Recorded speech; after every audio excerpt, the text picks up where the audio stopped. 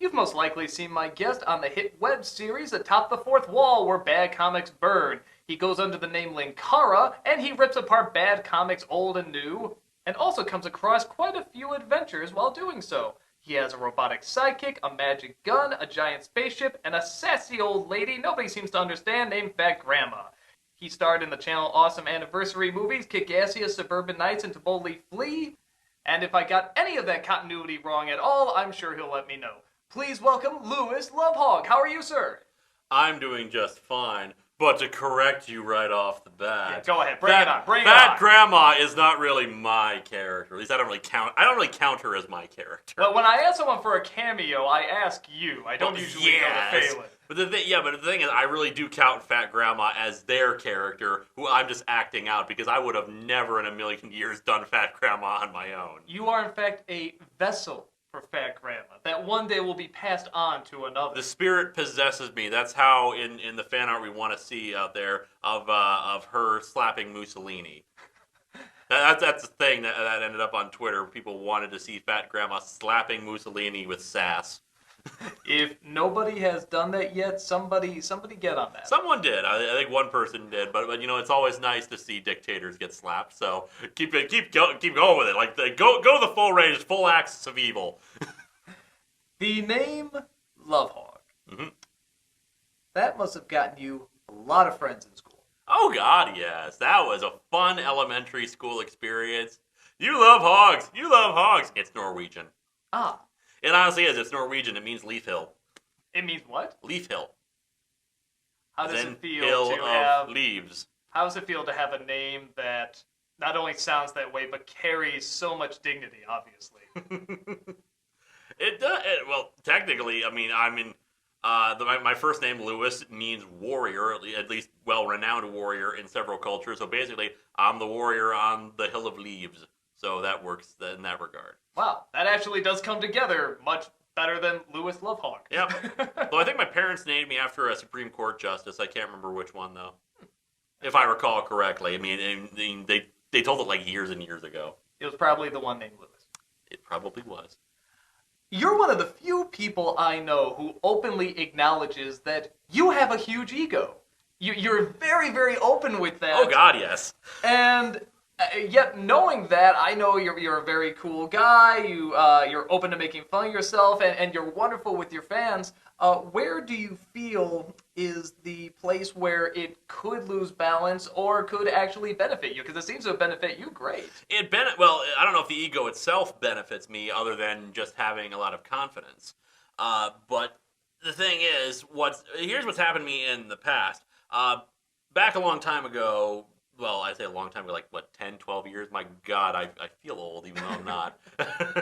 I wrote self-published novels, these horrible fantasy novels, which are still online available, and fans love to torment me by finding them and buying them and doing readings of them. And most recently they said, man, the second book isn't as good as the first one because it's not as funny because I got older and I got better at writing them. But the thing is, I was so proud of that. I was so proud of being a 14-year-old who had written his own novel, had done so, and that just started inflating the ego right up. I did 2 or 3 more books. And from there, I just I got to keep this ego trip up. I got to promote these things and tell people all about it. Well, I know exactly what I'm doing. I started a webcomic for a while, Lightbringer, which I drew and wrote myself and finally got some harsh critiques that knocked some sense into me. But the thing is, the ego doesn't carry you very well if you don't actually have anything to back yourself up on it. And the stuff that I produced was crap. And it was not good crap. I mean, the fans like it because they like seeing where I was back then, and they get some, enjoyment factor out of that. For me, though, it's like a popular writer, like judging Neil Gaiman on his first grade book reports or something like that. Of course, they're going to be crap compared to where they are right now. So in my case, it's seeing this ego trip kind of smack me back down and realize, I'm not as great as I thought I was. I got to build myself back up, be more humble, and get myself back to a point where I can justifiably have that ego, be more open with it.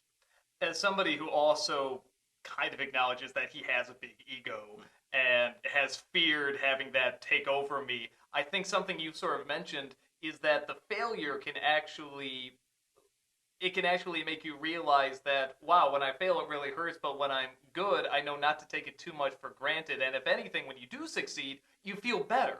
And the ego does sort of allow you to say, hey, I can do this, but I know I'm not perfect, but it still gives you the courage to do it. The other thing that helps out with that, especially with the fear of failure and knowing how glory is fleeting and all that, is seeing real life celebrities. Real celebrities, not like internet celebrities like me. Real celebrities in the world who have like tabloid newspapers following them around. I see them destroying themselves in their own lives, and the damage they cause is because their egos get too much for them. So it's a constant knocking on the back of my head saying, don't get too full of yourself. Don't make the same mistakes others have made. Remember, this could all go away in a day. And don't let yourself make the same mistakes they do. Control what you say. Control what you do. Control the story, and don't let yourself be consumed by your own ego.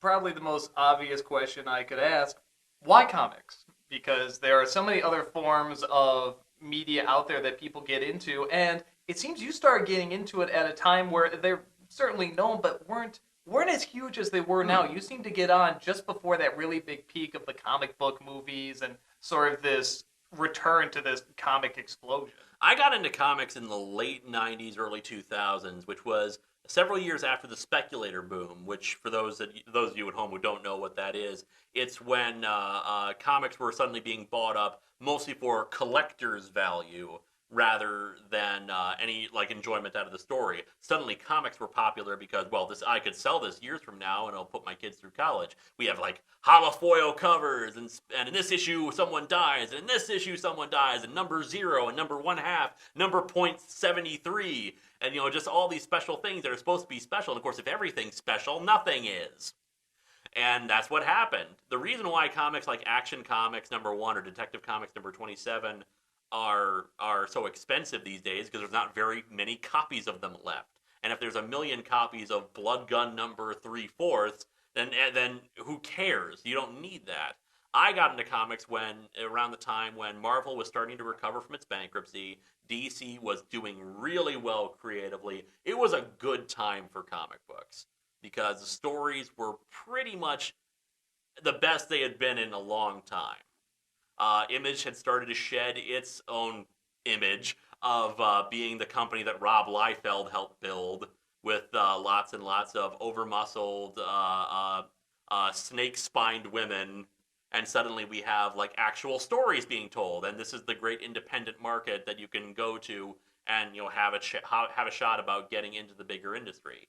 Now, why comics in particular? Because I love comics. But in particular, the thing about me is I love superhero comics in particular, and there is a distinction that must be made there. Most people, when they talk about comic books, they're talking about superheroes because that's the mainstream.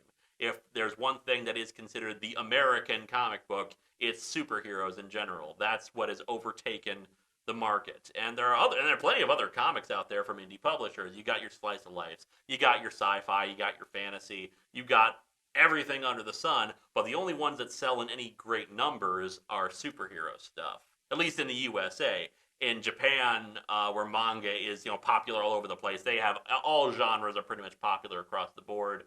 European comics, especially England, has 2000 AD, usually focusing on like sci-fi stuff and all that fun stuff. French is all over the place, and I keep just getting away from why comics. So why comics? I love superheroes. I love the heroic codes of them. I see them as modern day mythology. I see them as modern day knight errants. Basically being people we can either relate to or ascribe to be more like, and generally just good people. And in some cases, with superhero comics, you can do things that, while they can envision them on the big screen and try to make them reality, you need a huge budget to pull that off. Whereas an artist, the only limit is their imagination and talent. With that said, on atop the fourth wall on your web series, you not only do reviews of comics, but you have this continuing storyline where you do go on these grand adventures. You have sidekicks, you have villains. And this really indicates it's my point, because there's a lot of things that I envision in my head that aren't going to come across on a web series with a budget. I was going to say, is this something where, when you were putting this together, either at the beginning or just as it went along, where you said, this is sort of my chance to do kind of a live-action comic book, or the closest that I can probably get away with? Not at first. At first, it was just really inspired by the Nostalgia Critic, because... That hack. He was a jerk. What an ass. No, it was really inspired by the Nostalgia Critic and that style of reviewing, and I think the TV Tropes calls it accentuates the negative. And there was really no market for that out. Well, there was a market, but no one had filled it yet. And now I originally started with text reviews. There were before video reviewing became a thing, especially with the advent of the AVGN and Armake 21.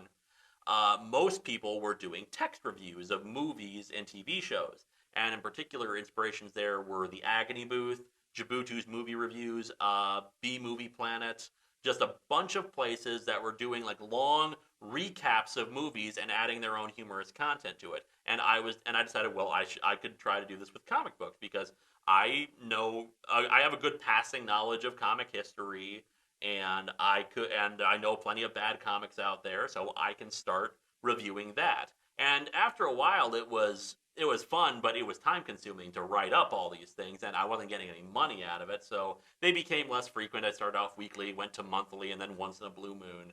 Then I discovered the Nostalgia Critic and a whole bunch of video reviewers who were doing this kind of thing, but in video form, and I was inspired to try to do that.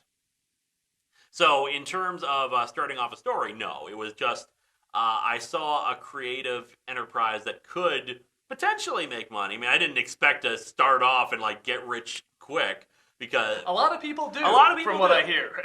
But I thought this would be a great way to spread my creative wings and do something. Maybe make a little bit of side change if I was a little bit popular, because no one was doing comic book reviews as far as I knew. You seem to come in at a time when, as I said before, it was not as huge as it was now. With comic books getting so popular now, most because of the market in films and making comic book movies, have you felt that, at least with superhero comics, that it still kept faithful to being as good as when you were introduced to them, or do you think there's stuff that can be fixed? Oh God, no. I mean, I have this thing now especially with DC in particular. I won't go into the gory details, because that would be an hour-long interview where I'm just ranting and raving. That's probably what this is going to be anyway. So DC in particular, I have this thing now where anytime they do some bizarre creative choice or bizarre business decision, I just post this like image from The West Wing where President Bartlett tells Josh, true or false, my life would be better right now if we traded jobs. Why is it that for every good thing you do around here, we have to endure 3 screw-ups? And that's really how DC feels right now. I'm some asshole on the internet reviewing bad comic books, and there are days when I feel like I could be doing a better job, and that should not be the case. And DC is making good decisions over here, and then over here, it's like they're hitting themselves 3 times with a hammer and then trying to run the business. Do you feel Marvel is? Marvel has really overtaken things. Marvel has actually been on top of there's official chart of like top 10 companies in terms of sales. Marvel's been on top for a long time. DC used to top the sales, especially in the early 90s, and I think that's why some of the creative decisions are reflecting that these days. But Marvel has really pulled themselves out of their bankruptcy that they experienced in the mid to late 90s, and then they recovered from that, started selling movie rights to companies. Spider-Man was successful. Blade was successful. I was going to say Blade's DC? No, Blade's Marvel. We started seeing much more successful movie franchises, and then they decided to start Marvel Studios, and then we had the Avengers and the Marvel Cinematic Universe. And they've done a bang-up job trying to have the comics reflect the movies, and the movies reflect the comics as best as they can. And they finally come to realize there are demographics out there that we should be trying to appeal to, and we should not make this the all-white male heterosexual boys club. As we right now at the time of this interview, at least, we have an all-female X-Men team. We have sort of a contradiction, seeing how it is called X-Men. Yeah. Maybe X-People, or something, or just X. Yeah. But we also have new Miss Marvel, who is a Muslim teenager. We have more women headlining books, more women members of the Avengers and the Defenders. We had Avengers Academy, that kind of got screwed over by Avengers Arena, but every company makes mistakes. But that's the thing. They're actually recognizing, even if we don't entirely get this, even though we don't always, we're not going to always make this right, but let's give it a try at least. Let's try to appeal to these. Let's actually try to appeal to these markets instead of trying to foster to the same 45-year-old comic fans that other people have been trying to appeal to, who are rapidly losing interest in this. Mind you, again, there are still mistakes being made. At the time of this recording, Wolverine is slated to die. Yeah, that'll stick. I'm sure he's really gonna stay dead. He makes no money. Of course. At all. They don't put him on every cover at all. But the Death of Wolverine event is, I don't know. Oh, I haven't looked into it myself, but the price of the book itself is gonna be like $5. Now, bear in mind, comics have not matched with inflation. They have not stuck around, because in the early 80s, you could have a book that was still about 50 to 75 cents. Then steadily it started to raise up in price to about $1, $1.25. Then early 90s, speculator boom, comic prices jumped drastically, and they've never recovered from that. And books that would normally cost $3 have started to cost $4, and now they're pushing it to $5 for roughly the same amount of content. And is there no reason why people are jumping to digital and rejecting the old method of just the floppies, as they're called? And well, really, just the page turning are now called floppies? Yeah, magazine style comics.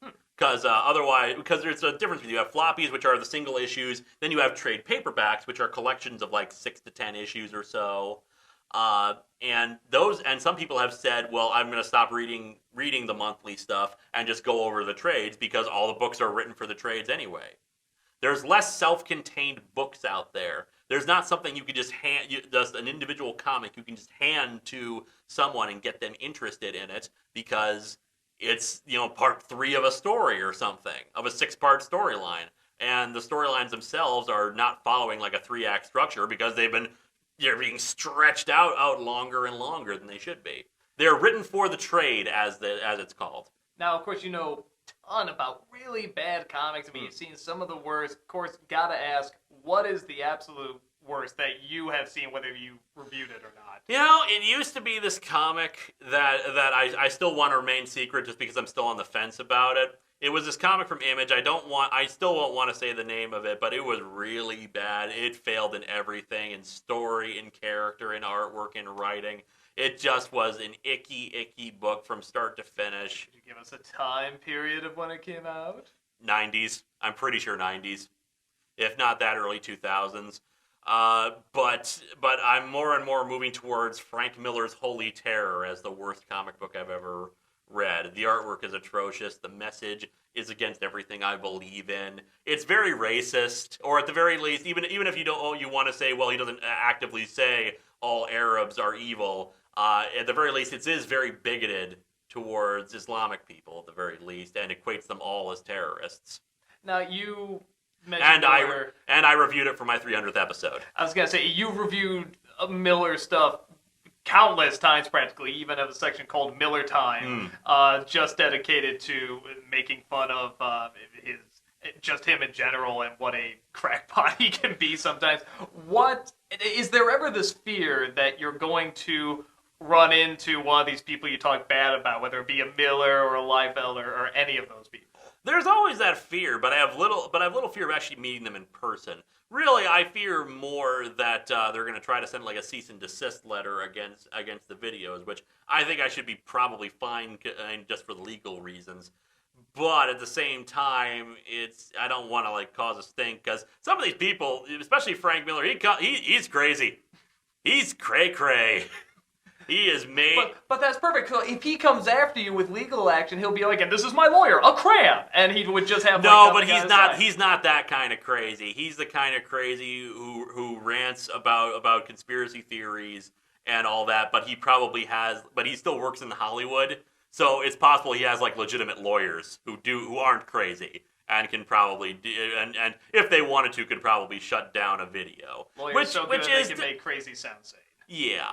Which is disappointing. I mean, it would be sad, but that's the worst of it, that I wasted time working on something. That's the worst that could probably happen. They couldn't shut down the entire show or something. The worst is they stop a video, I feel depressed for a day because I wasted all that time, and then move on with my life. I have little fear of them actually confronting me in person, mostly because, as far as they're concerned, I'm just some asshole on the internet. The same thing happened with Joe Quesada in One More Day. That was the 200th episode. It was a story about Spider-Man making a deal with Satan to erase his marriage. That's the abstract, of course, of the story. It's much more boring and stupid than that over the course of it. But someone tried to send the link to him to the videos, and he said, "I don't feel like reading any critiques of my work." So clearly, he didn't click on them because he would have known it was a video and not a written thing. So and that's the thing. A lot of these creators, they have thick skin. They don't care if some jerk gave them negative reviews, and they move on with their lives. Have you ever had a creator of a comic that was actually thankful or happy of something you said? Because on top of that, you were actually in a comic recently. Two comics, actually. Two comics. Yeah, I've actually run into several comic creators. It's rarely ever a writer or an artist.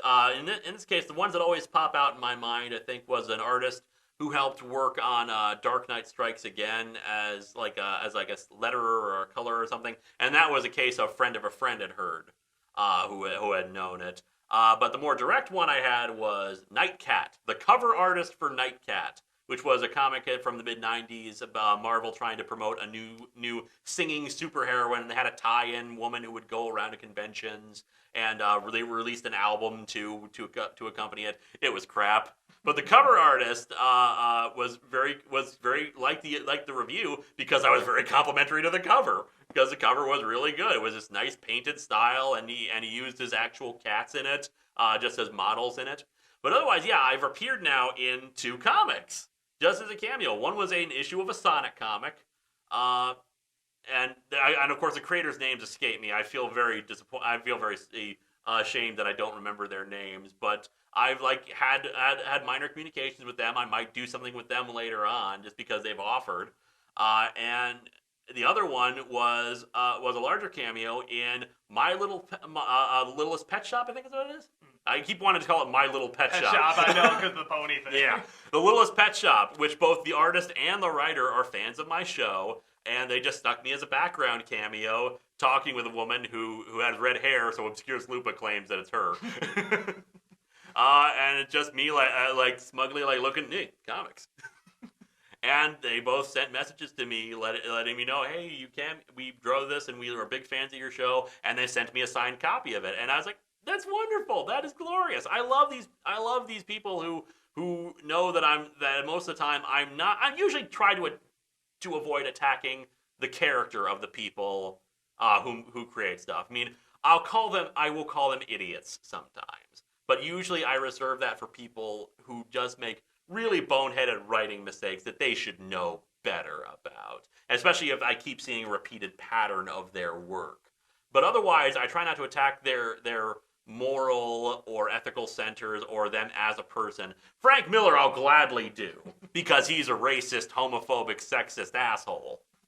Now, with this show, with the Top of Fourth Wall and all these characters that you play a lot of them, and you have these storylines that have the strong continuity and they continue on, what made you actually want to go from just reviewing comics to turning this into this great big grand epic that always keeps going? Because you have these very tightly knit stories that go on, and even when we do something for the anniversaries, you check to make sure that the continuity matches, that it's not going to get in the way, which, even though we make fun of you like that for, I still highly respect, because I think both of us have seen whatever art form, whether it be movie or comic or whatever, where they clearly don't care, or they'll just make it up, or they're like, who get Red Dwarf has done that a lot. Yeah, but at least with Red Dwarf, that's a comedy. It's not meant to be taken just too seriously. You're a comedy too, though, and you take it very seriously.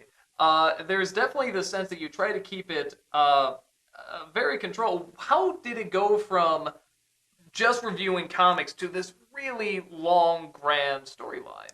It started out with the Mechakara stuff. I kind of had a recurring element of Dr. Insano, who would sometimes appear in the video and disrupt Linkara's work, but he wasn't really a serious threat. It was just something fun to do because Linkara is the comic book guy, reviews superheroes, superhero versus supervillain, that kind of thing. Around the time of the Superman versus the Terminator review, there's a crossover for you. There you go. I decided, I want to have something to draw in viewers. I want to have a recurring element that keeps them watching every week to see if there's advancement of it. So I decided, well, how about an evil robot version of Linkara? And I had and it's funny you compliment me on the continuity and whatnot, because the very first 2 storylines I did, mostly on the fly. It would go like 3 or 4 weeks, and I decided, well, I should really have another storyline thing, and I'll keep making it up as I go along. And in this case, I was like, okay, he wants to get the magic gun. Why? Well, I'll figure that out later. And usually by like November or October, I had figured out, how it was going to end. Maybe I hadn't written out how it was going to end yet, but I knew what direction it was heading, the backstory and whatnot, and I could write that out later.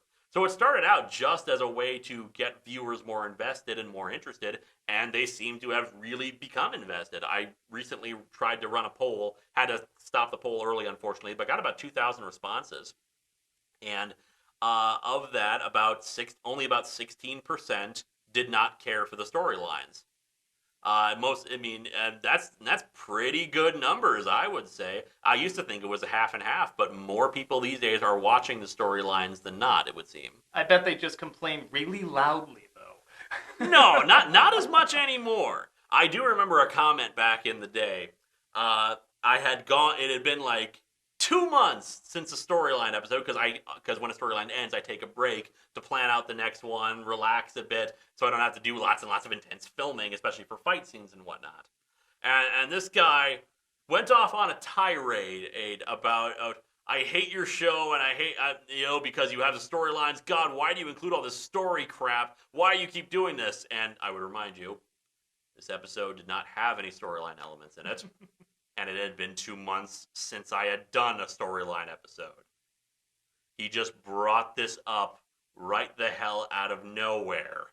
It's just this ranty tirade against them. I don't know where they came from, why they did it, but if you're going to complain to me about it, at least do it on a video where it's actually relevant.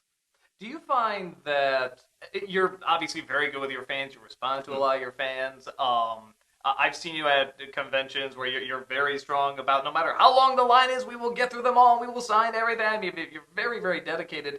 Creatively, how much do you listen to your fans in terms of the choices you make? If a certain amount of people don't like something, do you change it, or do you trust your gut, or do you let them influence? How much influence do the fans have on either the review or the storylines? Most of those, they do have an influence, but it's mostly on the minutia.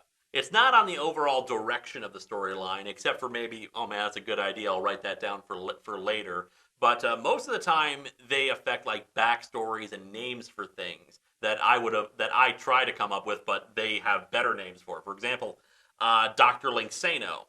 His name was not originally Dr. Linksano. It was just some other parallel universe Dr. Insano. But the fan name for him became Linksano. And the fan backstory for him was that he was the other Schlumper brother from a review that Spoonie had done called Party Mania, which featured 2 nerdy kids, the Schlumper brothers, Oscar and I can't remember the other name, and like Oscar and Wayne, and Wayne in that video went off and became the Dr. Insano of that universe. And I decided, well, okay, the fans like him as being the other Schlumper brother, so Dr. Linksano is that Schlumper brother. And so they influenced that. The magic gun has a spirit of a child inside of it, And originally, I didn't have a name for her. She was just the spirit of the gun. It would just be like an ongoing thing that we didn't know her name. But there was a fan art of her that named her Maggie because Maggie, magic gun, ha ha ha. And I said, that's actually a good name. And I named her Margaret. So yeah, pretty much the same thing. Oh yeah. So basically, they affect and influence all the little stuff that's not important to the grand scheme of things. They'll come up with some great fan ideas that I will incorporate later on. But for a single storyline, I know where it's going. I have faith in my own writing ability to make it fulfilling for them. Although things will change over time. I remember the Entity storyline was originally going to end with a fight, but it's going to be me versus an eldritch abomination god glitch entity thing.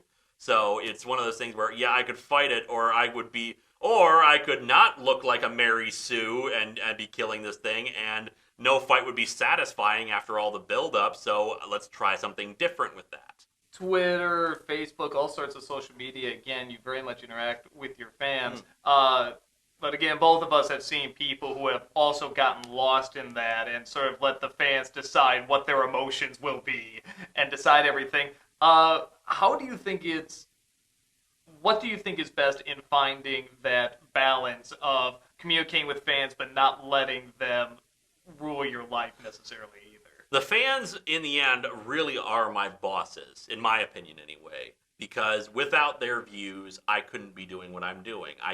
There is no show if there are no viewers. And in this case, as such, I feel an obligation to them to deliver a good product and to listen to their own feedback and their complaints and their suggestions. And I will not necessarily always take it into regard because I will think in some cases I know better than them in this case. They might think they know what they want, but I really know what they want. And it's not meant to be pretentious. It's just meant to be, I know how this is going to develop, and I know that they are going to ultimately be satisfied with the end product, and 99% of the time they are. There's always fringe elements who say, I didn't enjoy this as much, but for the most part, the majority try to stay happy. And the thing is, the reason why, aside from the fact that they are, without them, I would not have a show and the means to live off of it. But I was in their place once. I was a fan. I was a fan of the Nostalgia Critic before I became a video producer myself and got on the same website. So I know where they are coming from. I understand where they're coming from, where they get really excited about something and get really hyped about something, and the love they feel about interacting with somebody. And if I can just bring a little bit of joy into their lives, why not? I'll retweet their own videos or their Kickstarter or something like that. If it brings them just a little bit of joy, why the heck not? Where comics are now, this very interesting place where I don't think they've ever had quite this connection with not just the social media, but just films. It's such a big connection now. Where do you see comics going? Do you think this is as tall as it's going to go for a while, or do you think it has even more room to grow? The big problem we have right now is that while there is a connection storyline-wise with the films and whatnot, there are a few problems here. One, they're not actually getting that many new readers. They should be trying harder to get more readers, but comic companies are slow to move with the times. Bear in mind, it's taken them this long to be in a state where Marvel can say, yeah, we have an X-Men group that's made up all of women, where we have a book, a headlining book that we are promoting heavily with not only a Muslim superhero, but a big name Muslim superhero in that regard. It's taking them this long to do that, to acknowledge that 50% of the audience is women and 50% of the readers are women. And they want to actually start appealing to them because they've been stuck in this boys club mindset for so long. And they have been slow to work on new technologies. They've been slow to release stuff digitally, or they're afraid of alienating comic book store owners because that is the direct market. That is where they make their money. And in this case, the future of comics is going to be digital, whether they like it or not. Web comics are still big. they're still popular, and in some cases they're a lot more popular than regular comics. It's very rare that I see, hey, did you see the sales of print recently and paper? They're going up and up more every day. And don't get me wrong, I love printed stuff. I love having actual books, and that will never stop. That will never end where people just like say, no, I don't want physical books anymore. I just want my little electronic device that I can drop and lose everything on it. No.